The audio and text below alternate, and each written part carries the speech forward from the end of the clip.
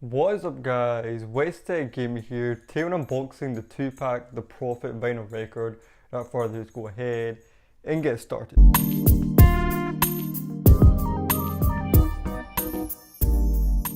So today, right, I went through my vinyl record collection, giving me a wee tidy and things like that, and I realised I had this record in my collection and I thought it'd be quite interesting just to review this record on the channel and gonna show you guys what it all looks like, because I didn't know this album came in record form, because I always thought it was just CD form.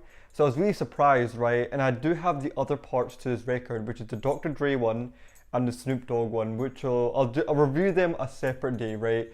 But today I thought, why don't we review the Tupac The Prophet one and just show you what it all looks like and everything like that. So pretty much this is a post-mortem Tupac album. This was released after he passed away, pretty much. I think maybe they kind of released this pretty much for money, because obviously there's nothing new here and anything like that.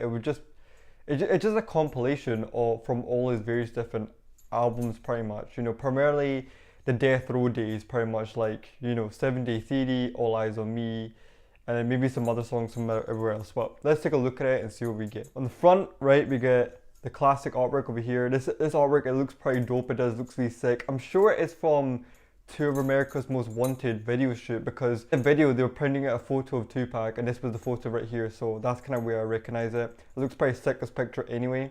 It's got Death Row Records presents The Prophet, the best of the works. Got Tupac, parental advisory, and that's pretty much it. On the side, can't really see it, but it just says Tupac The Prophet. On the back is your track list, right? Now this is not a bad track list, right? It's actually a pretty good compilation of all the songs, but the thing is, right, all these songs, you can kind of pretty much listen to them like on those actual albums. Like some of these are from All Eyez on Me, 7-Day Theory, pretty much. So there really wasn't any point kind of releasing this. This is kind of like a greatest hits type album. But I just don't know. I think they kind of maybe released it for money. That's what I think. So anyway, you kind of see some songs from All Eyez on Me, pretty much, and 7-Day Theory. So that's pretty much where all the songs are. The only different songs, Pour Out a Little Liquor, right, which is from a soundtrack. And then these two over here, which is from the soundtrack, the Gridlock soundtrack or the gang related soundtrack. So you can pretty much see all that. So that's your track list right there. I'm not really going to go too in depth with that, because I've reviewed this I kind of reviewed All Eyez on Me and went through the whole track list and 7-Day Theory pretty much, So the songs I haven't really touched upon was Staring at the Bird to My Rear View. I like that song a lot, right? There is an original version called Grab the Mic, right? That is my favorite version because it has so much meaning and power to it. I just like that song a lot. So I don't know which one is the original version, right? Maybe that's just another take of that song, but that song is so dope, Grab the Mic. If you have never listened to it, go and listen to it. I do recommend you listen to it. But Staring at the Bird to My Rear View, the version that did come out, that is pretty dope and a very deep song, because like he's talking a lot of deep stuff in it. He's actually predicting a lot of stuff, you know what I mean? And it's just like he knew that he wasn't gonna, kind of make it to his 30s or whatever. Like he kind of knew that he was gonna go young, pretty much. So that is a pretty deep song, both versions. You got Wanted Dead or Alive with Snoop Dogg, which I'll tell you a backstory about the song. It was actually meant to be on the Dogfather album, right? And pretty much when Tupac passed away, Suge Knight pretty much said, get all the Tupac songs together, and no one pretty much touched them, pretty much. So I don't know what they had planned to do with it. Ended up putting that on the Gridlock soundtrack, so I'm just guessing they were just kind of saving it up just for Tupac standalone albums they were going to bring out.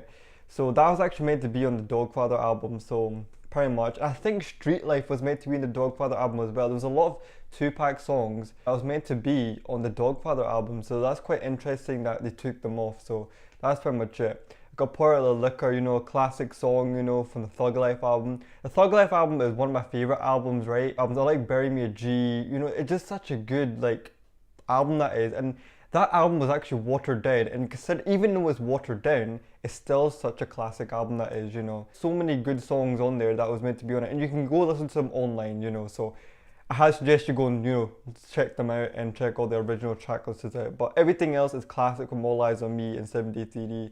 Those are definitely dope songs. I don't have any kind of issues with those songs.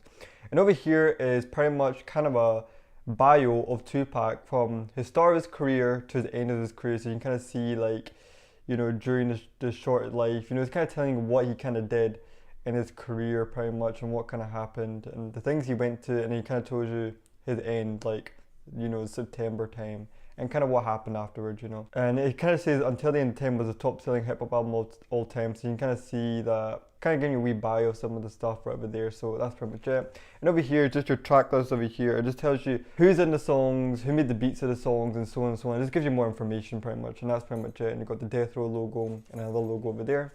But let's take a look at the track list without me rambling on, you know. With this, right, it's not gatefolding, right, so all you get is the records itself. So it kind of goes with the theme of the actual outer cover. You can kind of see very much that's on side number A, and then this is side number B of LP number 1. Only God Can Judge Me is one of my favourite songs, definitely. Very deep song that is, you know, so that's pretty sick. And then Me and My Girlfriend, he's not talking about, you know, what you think he's talking about his gun, okay, the whole time, you know, some people may get confused about that. And then over here we got To Live and Die in LA, a deep song, we got California Love. I really want to go back to that Thug Life album now. Do you know, after this video, right, I'm still going to go back to the Thug Life album and just listen to it, because I've not listened to it in like a while. Because when you listen to Tupac, right, he has so many albums that you kind of forget, oh wait, he had this album as well. Because he just released so much content and so much at the time. He was so passionate about, you know, what his beliefs were at the time and what kind of he was talking about. That's why Tupac is one of the greatest artists of all time. Put a lot of work in and a lot of effort in, you know. So it's inside number B of LP number 2. So that's pretty much it. It's pretty sick, it is. So I know there's not really too much to kind of go around with this record, you know, it's not gatefolding and everything like that. It's nothing really too new with this album anyway, so if you, by all means, right, if you don't have this in your collection and you just kind of want to complete your collection, right, go ahead, that's what I wanted to do, and just complete my collection pretty much. So, because I know there was no really reason to kind of go back to it, because if I want to listen to all these songs, I can just go to 7 Day 3D or All Eyes on Me, but I just kind of saw it on sale on the records, so I thought, why not go and get it pretty much. So that's pretty much it, right. I do have the other parts. I've got the Snoop Dogg part and I got the Dr. Dre part. They look exactly the same, right, but it just has a picture of Snoop Dogg and then the other one has a picture of Dr. Dre. So if you really want to see that, leave a like and leave a comment down below, right, and I'll do that video ASAP for you guys. So that's pretty much it. But all in all, it's a pretty good mixture of songs. It's pretty much like a greatest hits type album from the Tupac Death Row era, pretty much, you know, All Eyes on Me, 7 Day 3D. So if you're kind of into that and you kind of want a mixture of that track list, go ahead and pick this up. Or if you want to complete your Tupac CD collection or your record collection or your, I don't know if this came in cassette collection, but if you want to kind of complete your collection, then by all means go and get it pretty much. So that's pretty much it, right? It's definitely a good album, you know. Definitely Tupac is one of my favorite artists of all time, you know, very deep, you know, with his lyrics and all the stuff he went through. He kind of knew things we didn't know. That's why he kind of knew that he wasn't going to be here for a while, and then that's why he put a lot of effort in it, you know. And I would kind of wish that he was still here and he kind of launched Machiavelli Records. I know it was going to be distributed through Death Row, but he would have had more control over his content and everything like that, and he would have brought certain people with him. It wouldn't just be him. He would have brought some East Coast people with him. He's going to bring Greg Nice, the Boot Camp, Clink. He's going to work with Nas. There's so much stuff he was going to do. Project on the Machiavelli Records, right? The One Nation album, I'm sure. Or there was actually rumors that there was going to be a standalone Outlaw album and then it was going to be One Nation. So I'm not too sure how it was going to go about, but you know, there was a lot of big things coming, you know. And you can kind of clearly see that with the content that you see on YouTube and all the unreleased stuff. So, you know, I'm grateful that we do have all the unreleased stuff, because that means we get to hear more from Tupac pretty much. But that's pretty much it for this video, without me rambling on. I think maybe I rushed through it quite quickly, but there's actually nothing I can really show you else except from the outer cover and the track list. That's pretty much it for the video. If you want to see more Tupac Winner records or Snoop Dogg ones, Dr. Dre or other artists, let me know by leaving a like and a comment down below. And that's pretty much it for the video, and I'll catch you guys next time.